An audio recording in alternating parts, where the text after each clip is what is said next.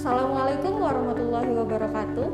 Shalom, Om Swastiastu, Namo Buddhaya, dan salam kebajikan. Salam sejahtera untuk kita semua.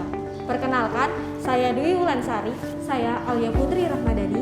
Kami mahasiswa semester 3 Prodi D3 Teknologi Laboratorium Medik Politeknik Kesehatan Kementerian Kesehatan Kalimantan Timur.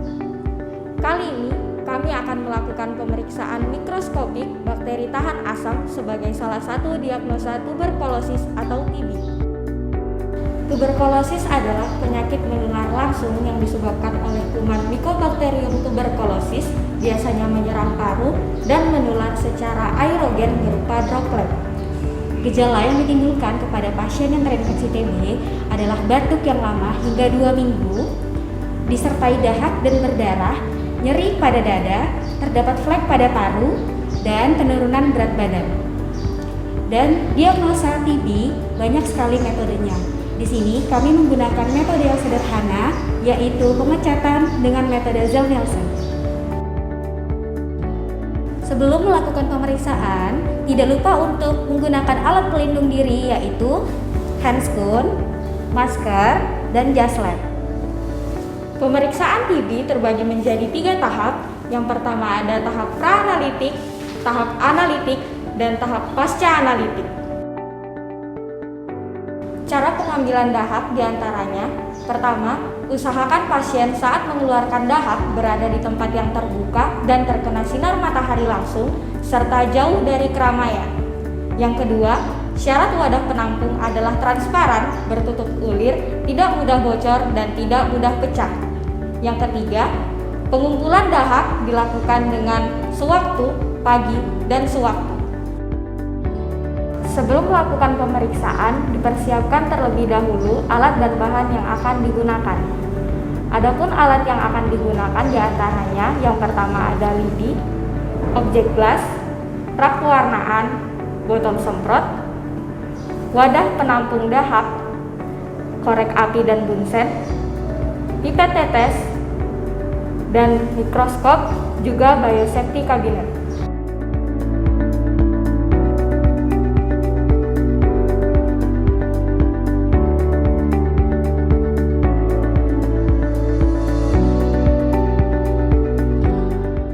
Bahan yang akan digunakan diantaranya yang pertama ada tisu, dahak purulen sewaktu, pagi, sewaktu, dan pewarna Zell-Nielsen yang diantaranya karbonfluksin 1%, asam alkohol 3%, dan methylene blue 0,1%. Pada tahap analitik, yang pertama kali dilakukan adalah membuat preparat dari sampel sputum. Pembuatan preparat ini dilakukan di dalam biosafety cabinet.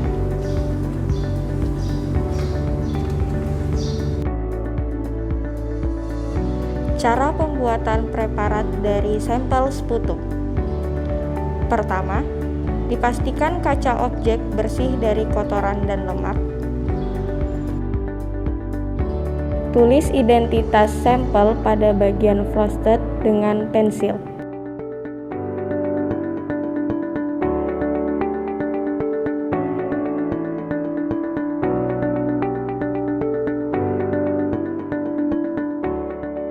Ketiga, membuat apusan dengan mengambil dahak purulen menggunakan lidi dengan ukuran 2x3 cm berbentuk oval.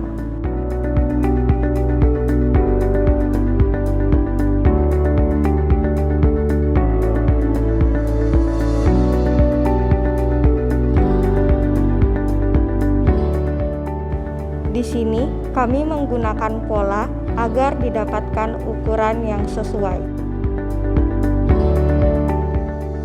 Ratakan dahak dengan gerakan spiral dan merata.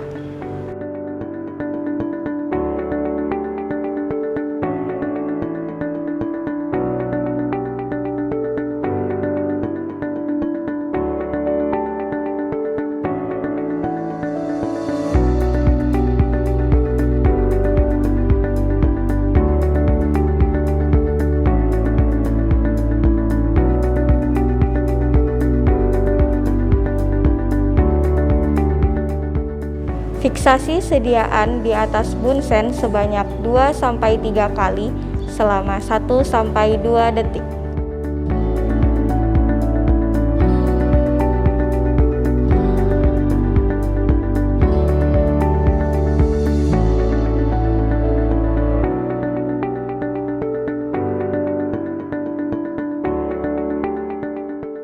Tahap analitik yang kedua adalah pewarnaan. Yang pertama, genangi sediaan dengan cat Zell-Nelson A karbofluksin 1%.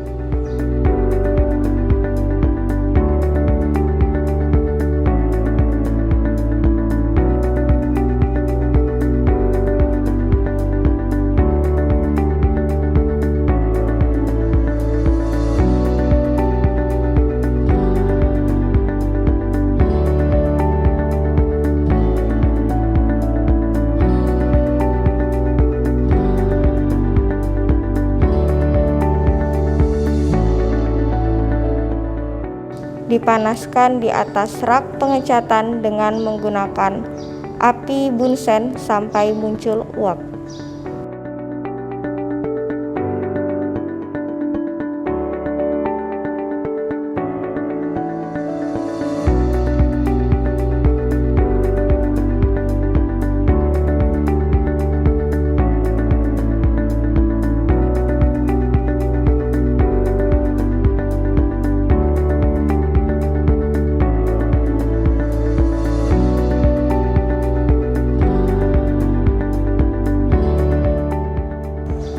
Dinginkan sekitar 10 menit,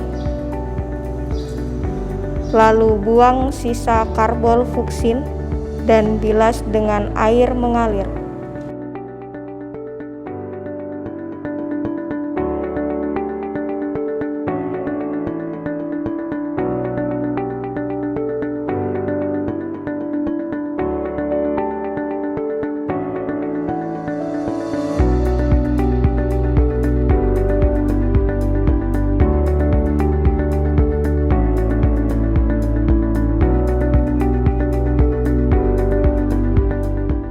Selanjutnya, genangi dengan cat Zell-Nelson B asam alkohol 3% selama 10-20 detik sampai warna merah hilang.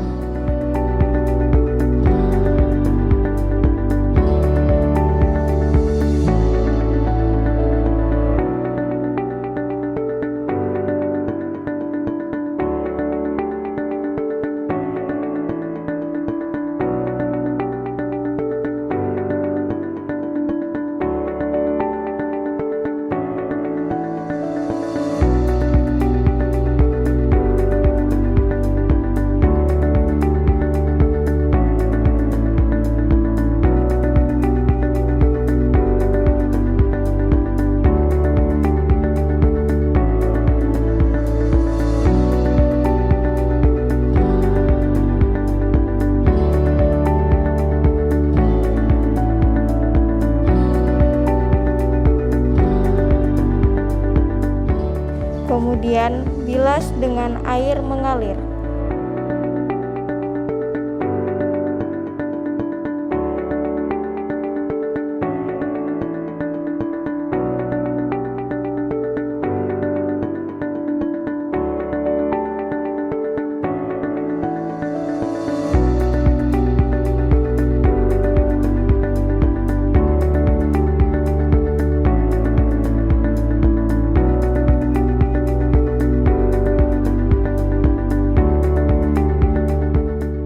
Genangi dengan cat Zell-Nelson C metilen blue 0,1%, biarkan selama 1 menit.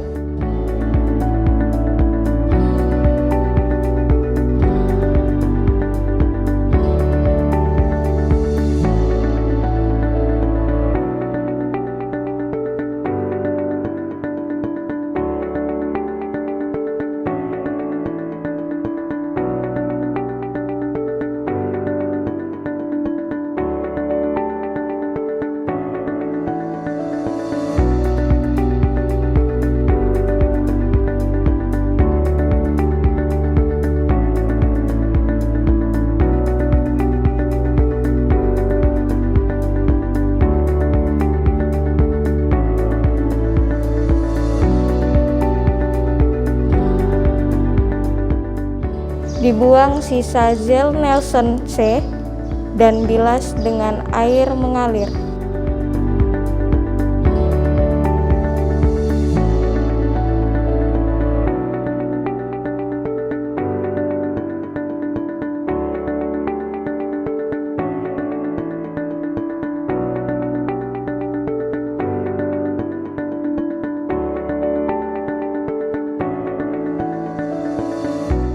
Kriteria preparat yang baik, yang pertama, kerataan, tidak ada ruang kosong. Jika dinilai secara mikroskopis, maka setiap lapang pandang akan tampak apusan dahaknya tersebar. Yang kedua, pewarnaan, sediaan yang baik akan menunjukkan adanya kontras antara BTA dengan warna latar. Yang ketiga, kebersihan, sediaan yang bersih, tidak mengandung cat warna sisa, dan tidak terdapat endapan kristal dari cat.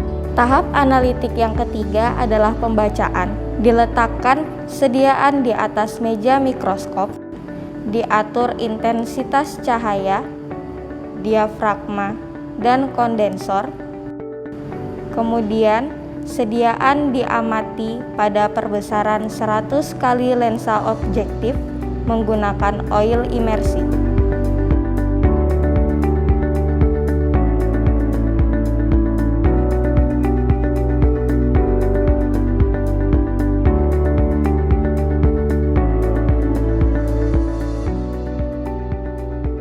Pembacaan dilakukan di sepanjang garis horizontal terpanjang dari ujung kiri ke kanan atau bisa juga sebaliknya.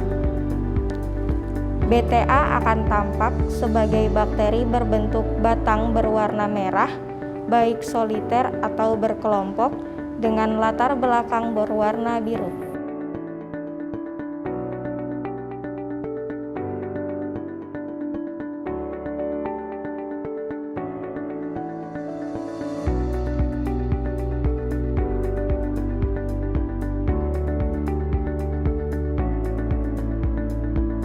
Masuk ke tahap pasca analitik, pembacaan interpretasi hasil dari pemeriksaan BTA. Dinyatakan negatif jika tidak ditemukan BTA per 100 lapang pandang. Dinyatakan scanty jika ditemukan 1 hingga 9 BTA per 100 lapang pandang, dan dalam penulisan ditulis jumlah BTA yang ditemukan. Dinyatakan positif 1 jika ditemukan 10 hingga 99 BTA per 100 lapang pandang. Dinyatakan positif 2 jika ditemukan 1 hingga 10 BTA per lapang pandang. Pemeriksaan minimal 50 lapang pandang. Dinyatakan positif 3 jika ditemukan lebih dari 10 BTA per lapang pandang. Pemeriksaan minimal 20 lapang pandang. Demikian pemeriksaan mikroskopis bakteri tahan asam. Jika terdapat kekurangan, kami mohon maaf. Terima kasih. Wassalamualaikum warahmatullahi wabarakatuh. Poltekkes Jaya!